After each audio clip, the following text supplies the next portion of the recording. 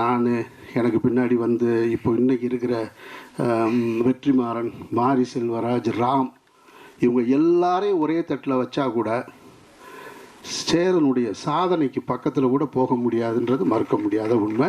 இதில் மற்ற டைரக்டர்கள் தப்பாக எடுத்துக்க மாட்டாங்கன்ற நம்பிக்கையில் நான் அந்த உரிமையோடு சொல்கிறேன். படைப்புகளில் வீரியமாக இவரை விட அடுத்து வீரியமாக படம் பண்ணியிருக்காங்க. ஆனால் சேரன் தன்னுடைய அந்த கிளிப்பிங்ஸ் போட்டார் பாருங்கள். இத்தனை விருதுகள், இத்தனை திரைப்படங்களில் நாயகன், இத்தனை படங்கள் தயாரித்தது, இவ்வளவுத்தையும் இந்த 30-35 வருஷத்துக்குள்ளே செஞ்சு முடிச்சிருக்கிறது சேரன்ற மாபெரும் கலைஞன். சேரனுக்கு எனக்கு நிறைய முரண்பாடு இருக்குது. சேரனுக்கு கருத்து முரண். நான் எது சொன்னாலும் அவர் கேட்க மாட்டார். இதுவரையும் கேட்டதே கிடையாது. ஆனாலும் நான் அவரை பற்றி கண்டுக்கவே மாட்டேன். நான் சொல்லிக்கிட்டே இருப்பேன், அவர் கேட்க மாட்டார்.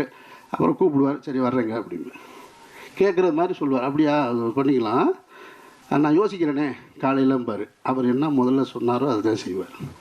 நான் அதை பற்றி கவலைப்படுறதே இல்லை. நானும் அவரோடு உறவை அப்படியே தான் வச்சுருக்கேன். நான் அந்த கலைஞன் இன்னும் பல சாதனைகள் பெறணும் அப்படின்றது தான் என்னுடைய ஆசை. சேரன் வெற்றி அடைஞ்சால் நான் சினிமாவில் இன்னொரு இயக்குனருடைய வெற்றி அடையணும்னு, பணத்தாலையும் புகழாலையும் வெற்றி அடையணும்னு எப்பயுமே யோசிச்சுட்டு இருக்க ஒரே இயக்குனர் சேரன் மட்டும்தான். கண்டிப்பாக சேரன் சார் நெக்ஸ்ட்டு பேசுவார். பேசும்போது நான் கேட்குற ஒரே ஒரு கேள்விக்கு மட்டும் பதில் சொல்லுங்க.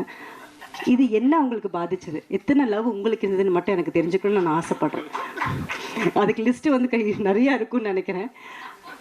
அதே மாதிரி நிறைய விஷயம் இந்த படம் எனக்கு சொல்லி கொடுத்தது. இந்த படம் பண்ணும்போது நிறைய மன அழுத்தம், மன உடைச்சல் எனக்கு பர்சனலாக இருந்தது. அது கண்டுபிடிச்ச ஒரே பர்சன் பார்த்தீங்கன்னா சேரன். ஆட்டோகிராஃப் சாங்ஸ் ஷூட் பண்ணிகிட்ருக்கோம். ஷூட் பண்ணிகிட்டு இருக்கும்போது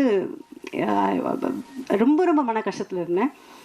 யாருக்குமே தெரியாது, நான் வெளியே ரொம்ப சிரிச்சிட்ருப்பேன், யாருக்குமே தெரியாது. நான் வந்து லைட் பண்ணிகிட்டு இருக்காங்க இந்த ஒவ்வொரு புக்லையும். அப்போது கார்னரில் உட்காந்துருந்தேன். அப்போ அவருக்கு என்ன தோணுச்சுன்னு தெரில, பக்கத்தில் வந்து உட்காந்தார். என்ன பிரச்சனை உனக்கு அப்படின்னு கேட்டார்.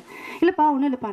இல்லை ஏதோ ஒரு பிரச்சனையில் இருக்கேன்னு எனக்கு தெரியும், எல்லாம் சரியாகும் ஓகே அப்படின்னு சொல்லி அன்னைக்கு ஃப்ரெண்ட்ஷிப் ஆனது தான் இந்த ஃப்ரெண்ட்ஷிப் வந்து 21 வருஷமாக அவ்வளோ பெஸ்ட் ஃப்ரெண்டுன்னு சொல்ல முடியும். இந்த இண்டஸ்ட்ரியில் நான் வந்து தொட்டி சொல்லிக்க முடியும்.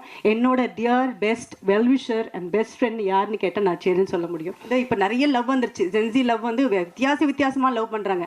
ஆனால் லவ்னா இதுதான் அப்படின்றத காமிச்சிருக்காரு. கண்டிப்பாக